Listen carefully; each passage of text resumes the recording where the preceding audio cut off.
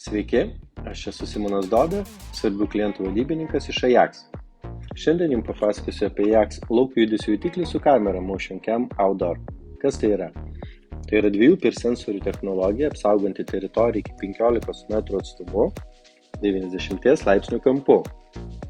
Dažnas klausimas užduodamas, ar jis yra draugiškas gyvūnams.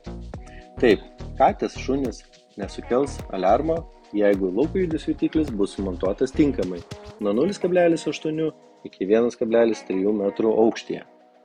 O įvykus įsilaužimui gausite iki 5 nuotraukų vaizdinį patvirtinimą.